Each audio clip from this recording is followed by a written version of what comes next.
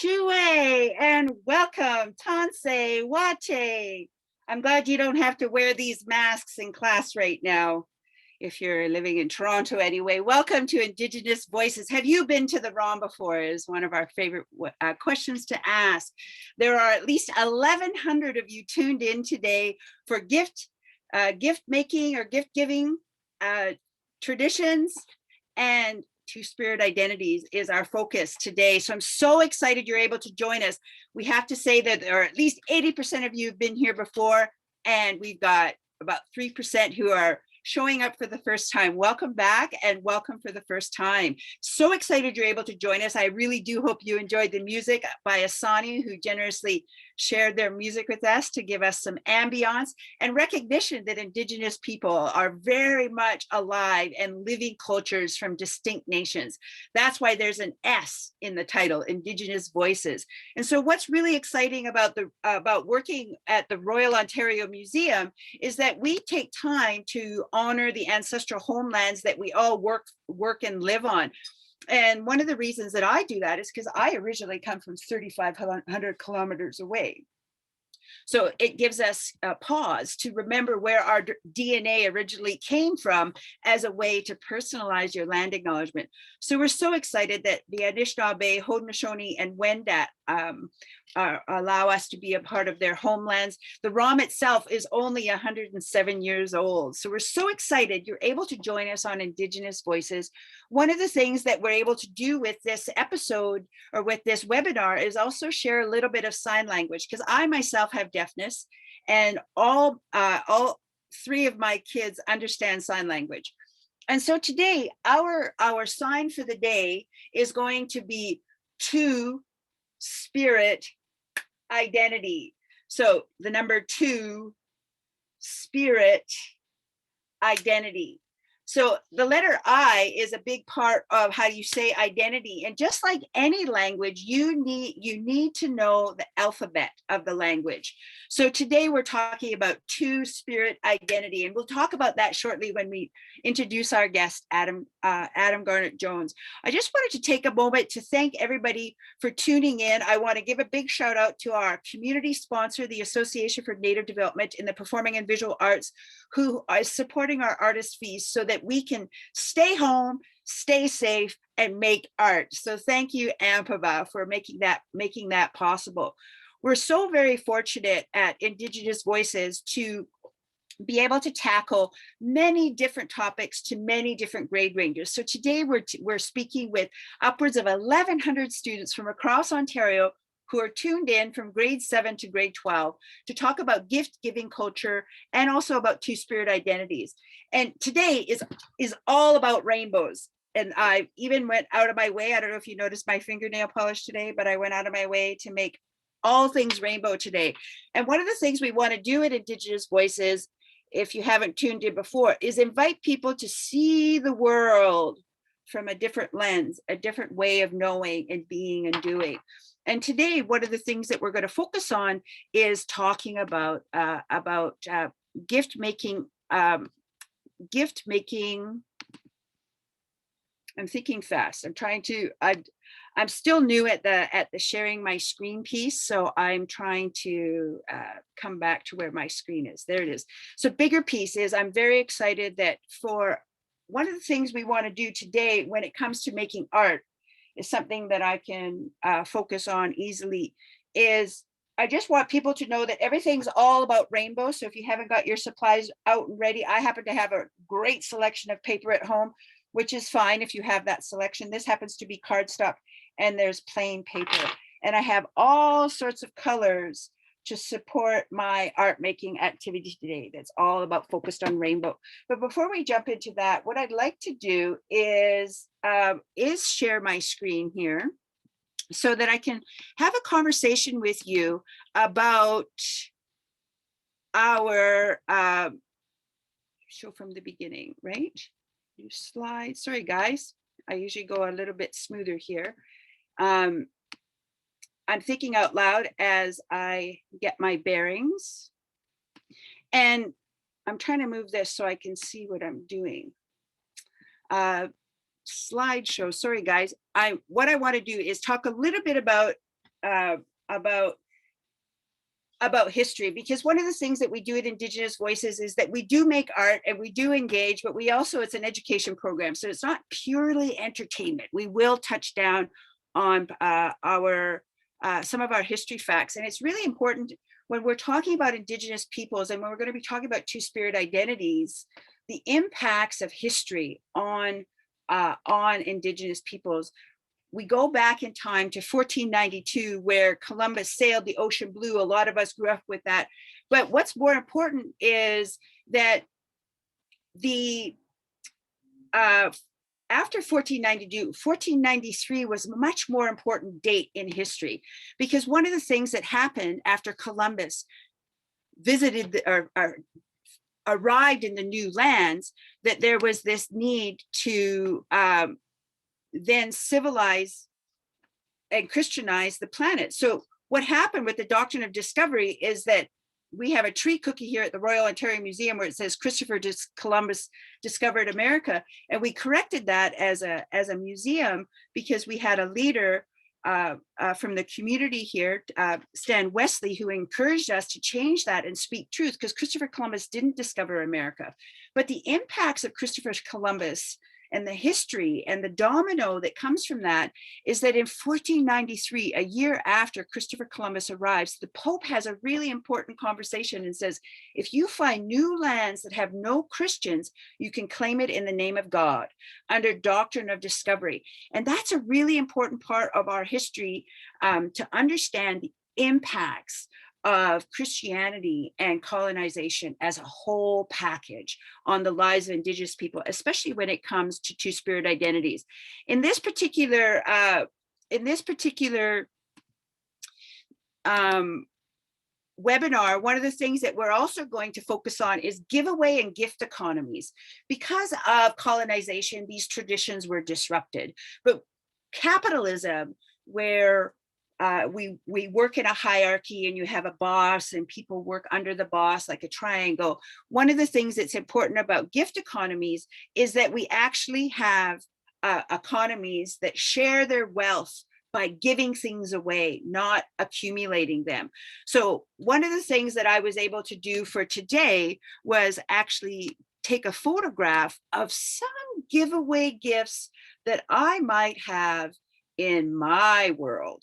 Because my name, A'aquayakshith, I don't even think I introduced myself, Jeanette A'aquayakshith, translates one who gives away and still stands tall. And so these are some items in my household that I put out. Some of this, like that beautiful purse, that's actually a beautiful purse that was given to me as a gift as opposed to giving it away. So what I'd like to do is just share with you that Indigenous cultures share their gifts and their like the treasures that we have in a gifting away as a way to bear witness to different events in life. That could be the celebration of a new life, welcoming a baby into the world, naming ceremony, a memorial in memory of a loved one, coming of age, a lot of different reasons. But what I'd like to do is I'm going to stop sharing my screen and I'm going to invite our guest, Adam Garnett-Jones, to join me as we talk a little bit more about giveaway economies, and then we're going to pivot that over to talking about Two-Spirit identities. Welcome, Adam. Hello. I see my camera has moved here. I was so excited to start today. I forgot to tell people who I was, and that I did say I come from 3,500 kilometers away and live and work in downtown Toronto now, but we won't make that mistake with you. How about if you take time to introduce yourself? Sure. Tansei, Jeanette, good morning. And Kinusko Mitten for having me here with all of you today. And thanks for coming and tuning in. So my name is Adam Garnett-Jones. I am a Two-Spirit beater, writer, filmmaker, director, and right now I am currently working as the director of what is my title? Director of TV content for APTN, and I am Cree and Métis, and I come from just outside of Edmonton, Alberta, but I'm living here in Toronto now. I'm so excited you're able to join us, and really excited that, both you and I actually serve on a board together for Two-Spirited Peoples of the First Nations. So I didn't hesitate to invite you to talk about this important topic, right? Before we jump into talking about Two-Spirit identities, and we timed it just before Pride Month, which gets fully activated in big ways. But one of the things I wanted to do today was do an art activity, and I'm going to turn on my art camera in a flash. But it was inspired by a conversation you and I had about making a coupon book, or it could be like a mini. It could be like a mini graphic novel. It could be lots of things. But one of the things that I wanted, one of the things we do on Indigenous Voices is we encourage students to enjoy these live webinars like a bit of like an art tutorial. And, I'm an artist in lots of different ways. And I cut this out, and I even just used my finger because I sort of what I do call eyeball art. So I just traced my finger like this. That's how I got the lines. Even on the other side is I just traced my lines.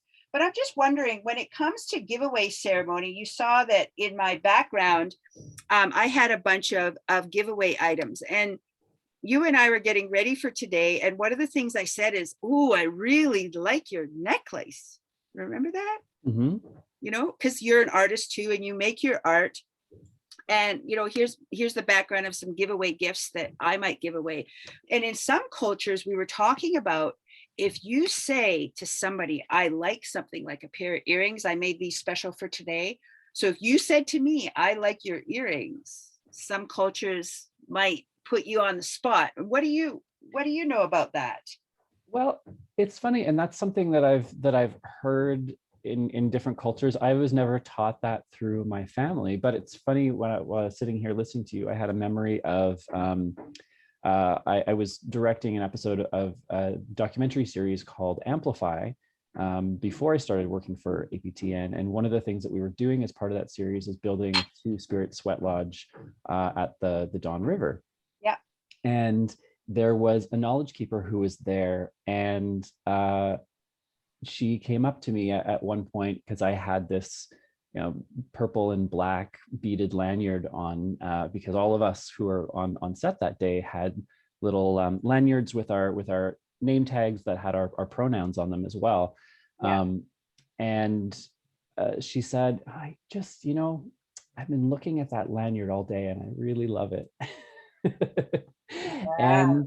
And I just knew that she had to have that, and I was so grateful to her for coming and participating, and so I gave her that. And that was just, it's not something that was taught to me necessarily by family or culture or community, although it's something that that I've heard a number of times. But just in that moment, in that context, that was something that I just knew to be protocol.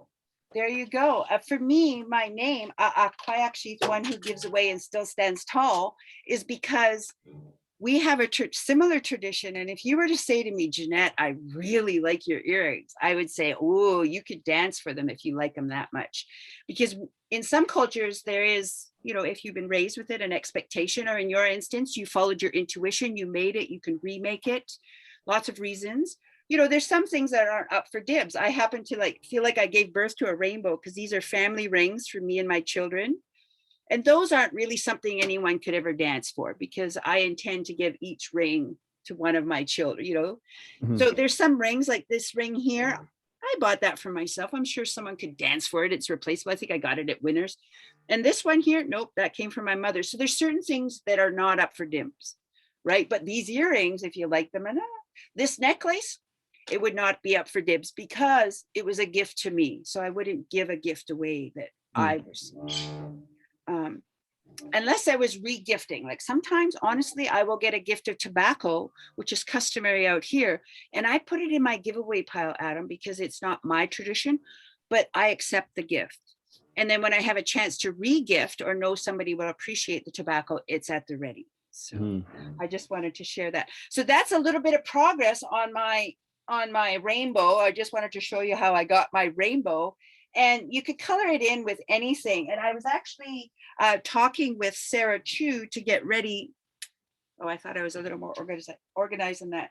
But if you have hairspray in your house and you've used, used pastel like I did on this side, you can actually spray it with pastel. I would put a piece of paper out so that you don't spray it on all your stuff, but get artsy about it. And if you want, you can add a little bit of punctuation in any of your art by adding a distinct sort of Jiffy marker black line if you want to get fancy.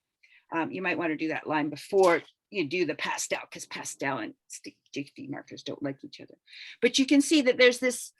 One of the things I set it up today is I set this up so it fits in an envelope, because I'm trying to encourage this generation to revive letter writing. So, having a giveaway gift, something you've made, and drop it in a letter. I don't know how the teachers feel out there, but the adult community can say it sure feels nice to get something in the mail that's a gift or a note from somebody.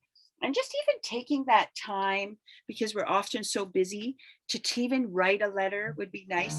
So I playfully sort of gave students a hint how this works. If you've never written a letter, you write your return address on the envelope, you write your address there, and you get a real stamp. I just put a pretend one there, right? But just have fun with that. We were talking about samples of things that were given to us. What about you, Adam? Do you have samples of something that was given to you that's special? Sure. Yeah, I have. I was gonna clean the glass before, and I forgot all about it. But I used to work at a place called Seventh Generation Image Makers. It's a youth Indigenous art making space and program in downtown Toronto, and I worked there for a number of years. And there was an elder artist in the community named Hilton Henhock who. He would just kind of come by and talk with the youth, and sometimes he would run programs and stuff like that. But he was mostly just, he was a community member, and we would always chat when he came by. And then one day he just came. We were in the basement at the time in our old location, and he came down into the basement, and he said that he had painted this for me. And you can see it's a painted leather bookmark. Beautiful. And I used it as a bookmark for a number of years. But then I just thought, no, I want to preserve this because it's so beautiful. Very sentimental, very precious. And he brought it for me and gave it to me because he just said that he saw the work that I was doing with youth in the community, and he just thought that it was good and wanted to come by and say thank you, and as expression of gratitude for doing that work. He gave me this thing that he had made, and that to me meant more than the paycheck and all of that, because it was recognition from my community for doing. That's a really natural springboard too of how we as people, as Indigenous peoples, will work with gifting as a humble way to support people. So I was told to get a pair of moccasins, and I just hold my moccasin up because those were a gift. And I wore today things that were a gift, and I wore them during cancer treatments because I had a granny that said, you be sure to wear pretty slippers and walk in beauty. So every time I got to the chemos, I would kick off my shoes and I'd put on my slippers. And, even during surgeries, I kept my slippers on, and I got support for that because it's part of my walking softly and kind and in a good way, with myself. I was saying to you as we got ready, this necklace I got from a woman in Kitigan Zibi, Donna Maness, and I was wearing it, and I'm a two-spirit mom. So I 3 beautiful children, and it was like more into my 30s when I realized I was a two-spirit mom, like two-spirit, and preferred to date women. So I was a late coming out. And one of the things we said is, I was getting ready for this. I might have been a two-spirit mom sooner if I had grown up in a more than a small town that I did, and there were no queer families. There were no that I knew of, right? There were no families that had 2 moms, or no families that had 2 dads, and so I didn't really have any role models. And I did my best. I got married 3 times, but I tried. And all total, I have 3 beautiful children. And this necklace came to me, and I remember wearing it. And this one granny said, "Oh, by the way, women are supposed to wear a choker like this that have 2 rows. 4 rows are for women." And in my head, I said, and I'm two-spirit and will wear whatever I want. And I didn't disrespect her. I said that to myself. But I just acknowledged her, she exchanged some knowledge with me, and all I could think of is, in your way, yeah, that's how it works.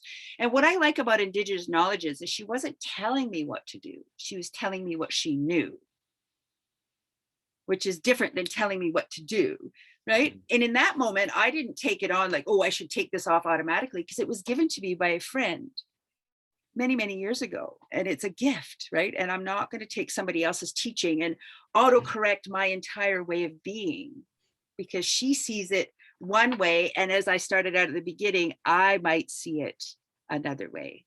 How about you, Adam? What do you think about that tradition of two-spirit identities around, what we wear?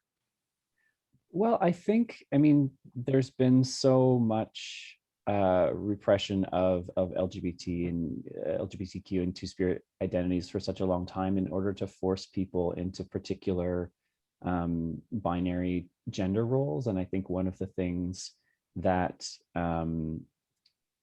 LGBTQ people, two-spirit people have been teaching us over the last couple of decades is that binary doesn't exist in the way that we thought. The words that we have for things are just the words that we've made up for things, that are kind of stand-ins for concepts that are really pliable, that are really plastic. We can make the world that we want to live in. We can declare ourselves to be and present ourselves in the ways that we want to. And that's not just a teaching for two-spirit people. That is a teaching for everyone. Everyone needs to do that. Everyone needs to explore themselves and their friends and families and people around them in order to become the fullest and best versions of themselves possible. And we've seen two-spirit people take up more and more space, challenging the notions of gender and identity and sexuality and family and all of those things. And that's great, I think, for us and for our communities as two-spirit people, but that's also just better for everyone because it gives more room to breathe. It gives more room to be for everyone. Well, we talked about, maybe you could help us learn a little bit about two-spirit identities. Like two-spirit, we said, is our sign of the two-spirit identity. And we're all humans underneath. We're a rack of bones, we bleed red. No matter how we package ourselves culturally, and every culture experiences LGBTQ, there's queerness the world over. That's why I wore my dress today that had the planet on it, because we're queer everywhere you go. And there's actually pink friendly destinations and not so friendly destinations for queer communities to travel, right? But when it comes to two-spirit identities, we've got room for students that are tuned in to ask us questions, and we'll watch for those. Well, it looks like there may be some. We'll get to those in a second. But I'm wondering, thinking fast before we jump into the questions, where did the term two-spirit come from? Because you and I are getting ready for this. I wanted to talk about that with our viewers. Sure. Yeah. So my understanding is that I think it was 1990, there was a conference of LGBTQ Indigenous people who are all gathering to share stories, to share knowledge from their own communities and teachings, and looking to gather and create community. And one of the things that everyone who attended acknowledged was that there were all of these different shared experiences from Indigenous LGBTQ people all over the Americas. And there is a desire to say, okay, let's find a way to acknowledge that with a word, with a term. And that can help to identify ourselves to each other. That can help to create an umbrella that organizations can gather around, because once you have a name for something in the world that we live in, once you have a name, it exists in a different way. And so that language of two-spirit is a way to acknowledge, these different gendered experiences that we have of having kind of male and female within us. And some people have rebelled against that idea of two-spirit because it reinforces the binary, that it's man and woman. but what it did do is it created that space and that community for everyone to gather under. And as a result, in the years that have passed since then, Yeah. that community has built around that term. And so it's been an incredibly effective personal tool for people to say, I know who I am. And it's been an incredibly effective political tool to build community, to build organizations, build resources, and declare this is who we are and we are here. I think the challenge with speaking in English, and anybody out there that might know a little bit about having another language knows that those split relationships or the binary, the man, woman, gay, straight, this or that approach to life is one way of seeing the world. And languages are more fluid in other communities like ours, where there's maybe more verbs involved. I even know that our word, as I understand it, for lesbian back home would be klutzma, a woman who likes women. Right. And I would introduce you to my klutzma, right? And a man would be chakup, a man who likes men. And it wouldn't be questioned. But we also know that, two-spirit identities we got ready for today is a sensitive topic. And some people were asking, can non-Indigenous people use two-spirit? And we both agree, no, that's not appropriate. Because it does have that specific meaning of people who are Indigenous and who identify as somewhere within that LGBTQ spectrum. And I absolutely understand when people hear the term two-spirit who aren't Indigenous and they identify with the gender fluidity or flexibility or plasticity in that term. But there are other, there are other words that can reflect that you can find that might. There's a whole other alphabet. Yes. Designations that people can pick up on. And I think that's what's unique about Indigenous folks, though. We are generous with our the way we do things, but with a term like two-spirit, the queer community at large on the global scale can find their own terminology to identify themselves, like the LGBTQ letters that are out there. And two-spirit, there's some things we're going to keep for ourselves, and two-spirit is an Indigenous designation, right? So I'm also mindful, like, for me, I put on my heart today to remind me love is love. And as a two-spirit mom, as a two-spirit educator, I have a private life, just like straight people do. And I'm nobody's dirty little secret or sexy little secret. I am nobody's secret. I have a private life and I have a right to privacy. That's a difference between that and secrets. And I can make those choices as an adult. And I know that we were talking as we got ready that even in high school days, maybe not so much for me, but my daughter rallied for a non-binary washroom in her Delta alternative school, and they obliged her, and the school now has a non-binary washroom, and she thought it was important, and one of her teachers stood behind her. And you talked about being active in high school as well. Yeah, so I know that you have planned to share some helpline phone numbers for people who are interested in reaching out and getting some assistance or having people to talk to. And when I was in high school, I went to school in Victoria, BC, and I was a student peer counselor, and I had pretty good relationships with the teachers at school. But I tried for a year to try to get helpline phone numbers, and specifically LGBTQ helpline phone numbers, up on a bulletin board at school. And there was a wide acknowledgement that it was the right thing to do. It was a good thing to do, but they would not allow me to have that display up there because they just felt that the community of parents weren't ready for it, and the administration wasn't willing to stand up to those parents, even to have a phone number on the wall. And so I think that it's really important as young people to know that you have that role to play, to create change in your community. And there are stories of success of young people fighting those fights and having success in that moment, but also for those of you who are struggling and feeling like your voices aren't being heard and you're not moving things forward, every conversation makes an impact, even if you don't know what that impact is in the moment, and you are pushing that ball forward.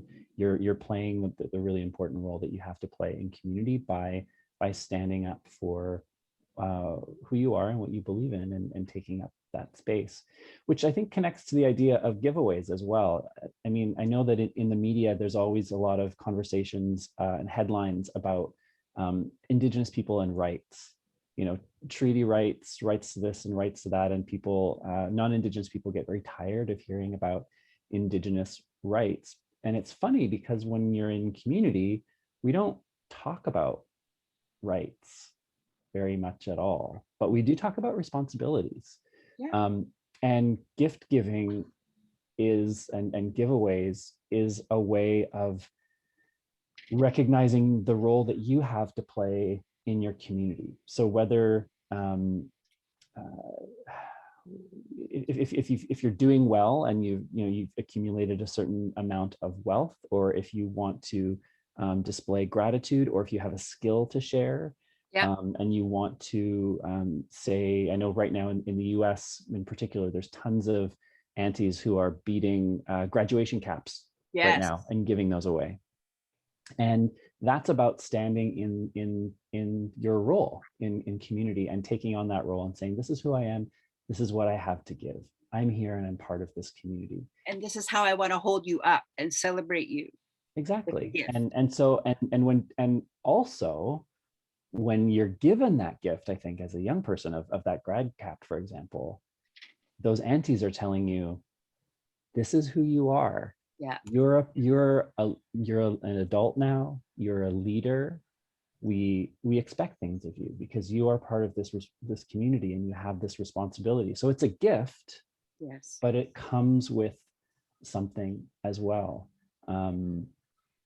And I think that's what we all need. You know, we all ultimately, Two-Spirit people, LGBTQ people, everybody needs to know what their place is in the circle, and giving what you have to offer and accepting gifts from other people who are saying, I see you and I know who you are and I know where you stand in the circle. That's such an important part of community and belonging. Well, Sorry, I'm just talking over you. Bring it back to the gifting. You reminded me that that there, even when my littlest was born, we had a like a belly button ceremony is how it translates in English. And my former husband knows how to make origami. So imagine 55-inch sheets of paper, maybe 55 and a half inch sheets of paper. It took 12 these 55-inch sheets of paper to make these origami boxes, round boxes actually, that fit a plate, a bowl, a cup, and a tea towel. So when we invited 20 guests, like a supersized christening, not that we're religious, but we've invited them to the belly button ceremony, 20 guests held that newborn baby when he was 3 weeks old, gave the promises, and even my late mother-in-law talked to the baby in French because it was her promise, not mine, to me. It was the audience with the baby. So she spoke her promise in French, and everybody made promises to this baby for their lifetime, the baby's lifetime. And we gave everybody this gift with the origami box of the food where they ate from. We fed them a sandwich and a soup and a drink. So we gave them the plate, the bowl, and the cup. So they were all the same. So all those 20 place settings go out into the world, and every time people eat off them, it reminds them of the promise they made for this little boy's lifetime. So that's another example. And cold hard cash, I waved that. I had that ready because there was a promise made at my wedding not to take me away forever, and then people in the audience were paid to remember the groom's promise. And I won't get into that, but it got complicated, and it's community witnessing. There are two distinct questions that I want to be sure to answer. What do we put in our coupon book? Well, you can write a letter. You could make a graphic novel. You could make a movie night coupon. I like a good foot massage. You could do anything you want with this. But I'm encouraging folks, if you do make something, make it in the size that'll fit on an envelope so that you can mail it to someone you care about, is sort of the encouragement.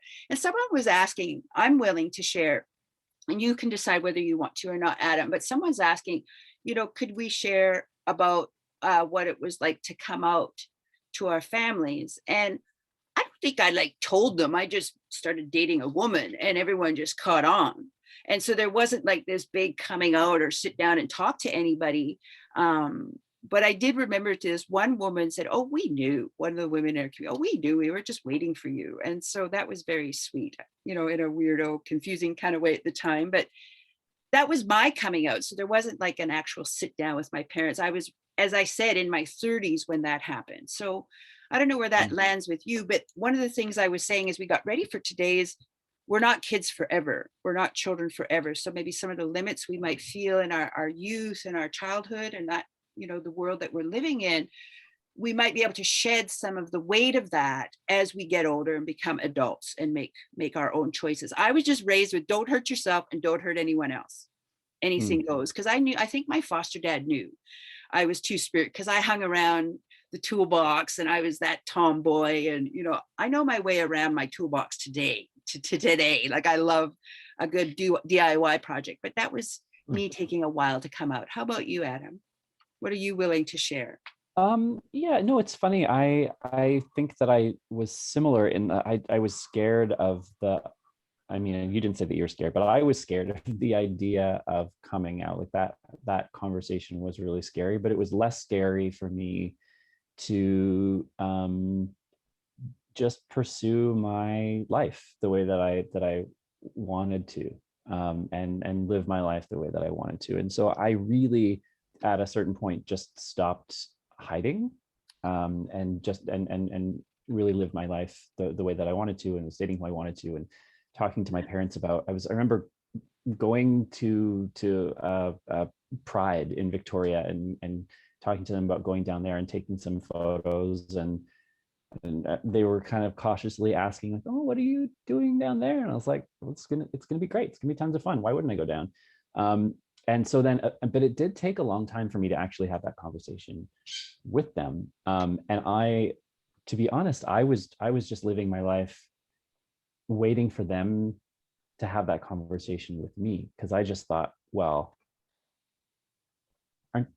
aren't you curious? Aren't you going to ask? Yeah. Here I am. I'm putting a lot out there, and they didn't, and so eventually I had to talk to them about it. But by then I was very strong in who I was and what I needed from them, and so I had a lot of boundaries. So it said I told them that I was dating somebody, and they were kind of like, "Ooh, I don't know how to feel about that," and I said, that's fine. You can have the feelings that you want to have. I'm not going to talk with you about them, though. You can find somebody else to talk to, and you can come back to me, and we're gonna be family, and we're gonna love one another. And just so you know, I'll probably want to bring my partner home at some point. We're probably going to hold hands, we're going to cuddle, we might kiss in front of you. Yeah. And by the time that happens, you're going to have to have done the work to figure out how to be comfortable, because that's coming and that's on you. That's very adult, and that's about boundaries. And again, Yeah. as young people that might be tuned in, the more we learn about boundaries and hold to our truth. There's a difference between truth and honesty. This one elder helped me understand. Truth is common knowledge and experiences we may share. Honesty is the conversation we have with ourselves. Mm-hmm. And if we are out of sync with the truth in the world around us and the honesty, and there's like a disconnect, sometimes we have to wait till adulthood to speak more honestly with ourselves, right? And it's that conversation with ourselves first. And then everybody else, like you say, might either have to accept that or move on. Or luckily there are, I'm losing count, 7 billion or more people on the planet, that we can have a safety net of a lot of other unconditionally loving people that will see us for the rack of bones that we are, because Mm-hmm. it's all packaging, and our identities and how we present ourselves is all packaging. Even how we dress. I have a project where I plan to wear a female Victorian top part of my outfit, but my bottom part, I want it to be pants, to just sort of mess with that two-spirit presence. Even back in Victorian times would have been true. So just standing in my own truth and being honest with myself, I feel more whole and more lovable in my own way. And, my private life is just that. I just want to reinforce that. It's not a secret, it's private, just as straight people's private life is private. And what we do in our private lives is really not other people's business. We just live our life. We don't hurt ourselves or anybody else, and we're good to go. What a great conversation we've had today. Can you believe we're almost done here? I'm so excited. It's saying a question. Time passes quickly. What someone's asking is Two-Spirit always been accepted within communities? Was there always a term or just a common understanding? Was there such a thing as coming out within communities? Within the last few minutes of being here, it might be hard to jump deep into that, except to say that we have distinct languages. There were some groups, I understand from some research I've done, that were accepting, other groups that might not be, but your neighbors might be. So we can't say one size fits all, yes, because we don't know for sure, but there was definitely more. There's no pressure for the ladies back home who would rather sing than dance. If they start singing, no one kicks them out of the drum circle. So I know there's acceptance in different ways. How about you? Any Yeah, I would agree with that. And also, again, I think that it does have so much to do with the role that you have to play and what you're offering to community. I think that in pre-contact times, or even a couple of 100 years ago, if you're kind of pulling your weight, if you're participating in community and sharing in ways that are valuable to everyone, then everyone is going to appreciate the who you are and the value that you have to add. And it's about finding that place in the circle for yourself. And I think that that was the most important thing, and it still is. Very good. Well, I just wanted to share with you, I did find moccasins that were close from your community, some little baby children moccasins that maybe not from your community in Alberta, but just to show some playful beadwork. The more the beadwork that I've seen, and the beadwork that I like to work with tends to be a little bit more kind of organic and floral kinds of shapes, but those are beautiful. Lovely. I wanted to be able to share that with you. Well, thanks again for joining us on Indigenous Voices. We already have to tune out. So again, thanks to AMPAVA, Association for Native Development to the Performing and Visual Arts, for paying for our artist fee so Adam could join us today. I'm so glad you were on board, Adam. We're going to take a moment. Put my book cover up on screen, just in case you've got it at the library at your school. You probably do. It's called Fire Song. You can check it out, and I'm on social media and things if you want to. Excellent. Thanks, Adam. We'll make sure we have that information available to teachers in our resources. On that note, let's introduce Sarah Elliott, because Indigenous Voices does not happen on an island. There's Sarah, always loving us in the background. Welcome, Sarah. Hello. So just want to give a note to teachers, keep an eye on your emails. 24 hours after this webinar, you should be receiving an email with all kinds of great educational resources, including Adam's book. There will also be roundabout Wednesday a recording of this with captions up on YouTube, so keep an eye out for that. And if you have anything that you want to share with us, you are welcome to do so. Share with us on Twitter at RomToronto. Superb. So much effort on your end goes into this. Sarah, I thank you, always having my back digitally with all that support. I also want to thank the Slate Family Foundation for their generous support to support our Indigenous digital activations here at ROM School Programs. Thanks again, everybody, for tuning in. I hope you feel ready for Pride Month. I hope you share some love with your gift. Make whatever inside content you want and put it in a letter and share the love. All right, folks, have the change of season you most need. Take care. Chew.